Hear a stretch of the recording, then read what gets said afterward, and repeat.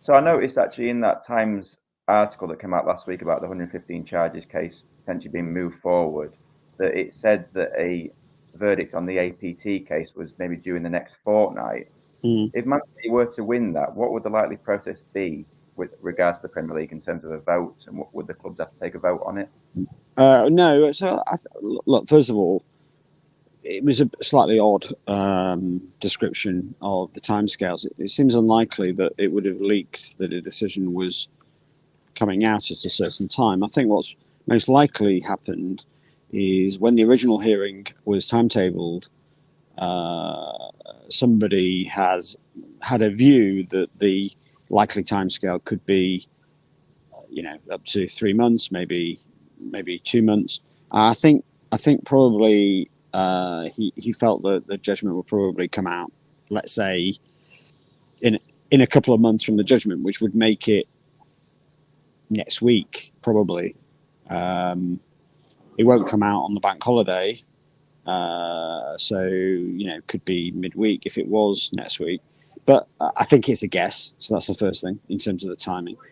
Look, if it happens, it's very hard to know how it will pan out. If City were successful, you would think, and if they were wholly successful, you'd think the first thing would be that the Premier League rules would have to be amended immediately, such that those sections were deleted pending the replacement of them by the Premier League at their next meeting. And so we don't know whether we'll even get details of what the judgment might be. The way the rules are framed are that there would be no public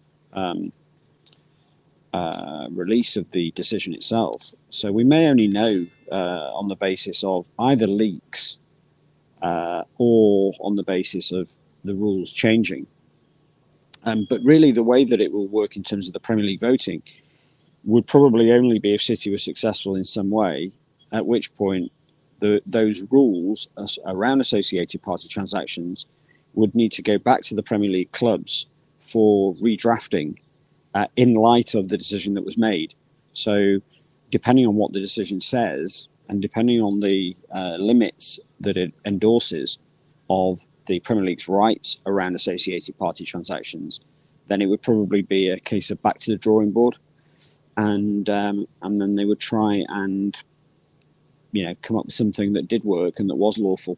But unfortunately, it's a lot of speculation because we have very little information other than that very early article, the only article that we've really had about it in the Times.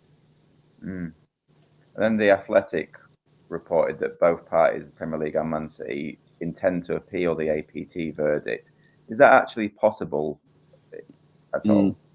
Yeah, so that article was an article about 115, and it had a passing comment that they might try and appeal the arbitration. But the Premier League rules only allow a challenge of an arbitration decision of this sort in extremely limited grounds, and that would essentially be one of quite sort of bad faith or something really quite seriously wrong with the process itself. So extremely unlikely that they would be able to challenge, the Premier League would be able to challenge any decision, or City would be able to challenge any decision on that basis. And interestingly, the arbitration rules are very clear that what you can't do is challenge the decision based on how the arbitration panel has applied the law, which is the usual way in which people would challenge arbitration up to a higher court. So I think it's very unlikely that there'll be an appeal on the arbitration from either party. I think it is I think it's one go only on that one. And in any event, I mean, I think clearly if we are going into a 3-month period where the parties are going to be focused on 115, it doesn't sound likely to me that there would be any appetite for an appeal anytime soon. So I think it's unlikely. I think the arbitration will be a final decision on this point. I've seen there's been lots of debate this week around the CAS situation and what happened with that. Was there no evidence strictly against Man City in that case? Well, so look, in simple terms, the CAS decision did refer to the phrase "no evidence" in relation to most of the main allegations 12 or 13 times. So that's not a word, that's not a phrase that's used lightly in somebody producing a decision.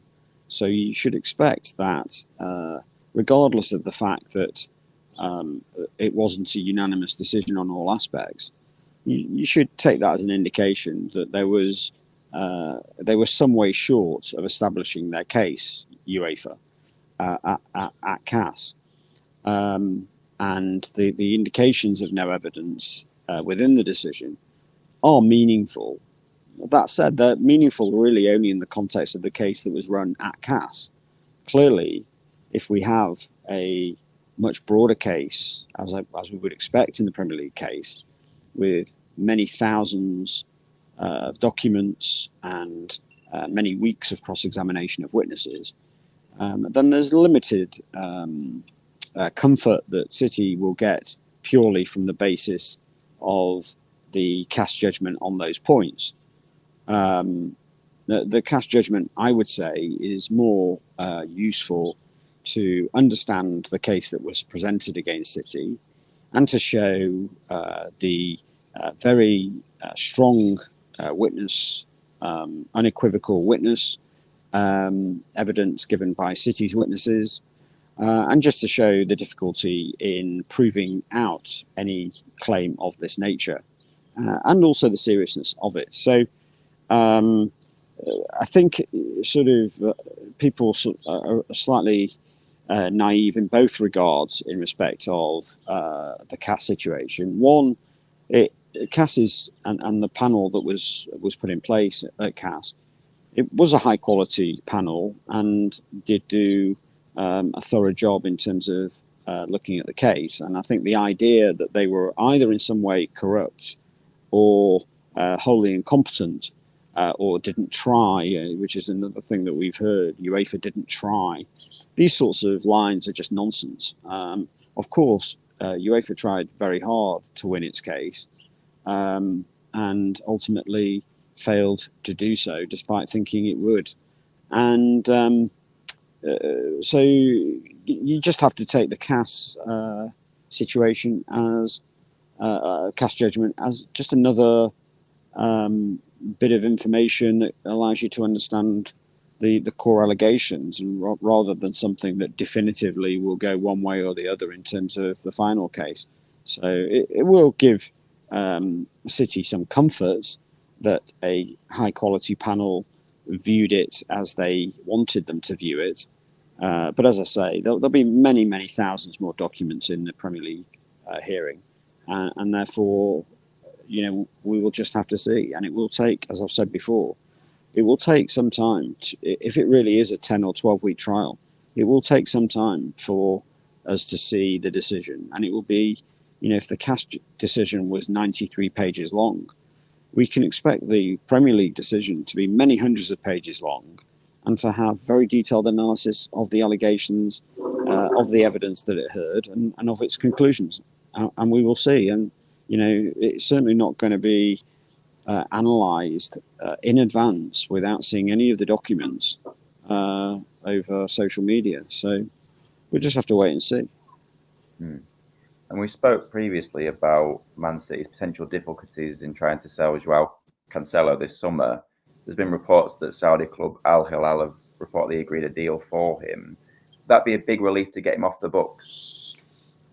Yeah, I mean, it would be an absolute masterstroke from City's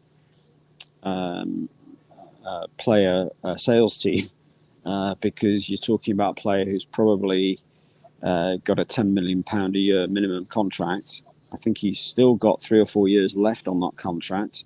He's out of the manager's plans completely. So, when you've got a player like that, you're really talking about a liability, not an asset, because you've got to pay them come what may, and you don't want to use them.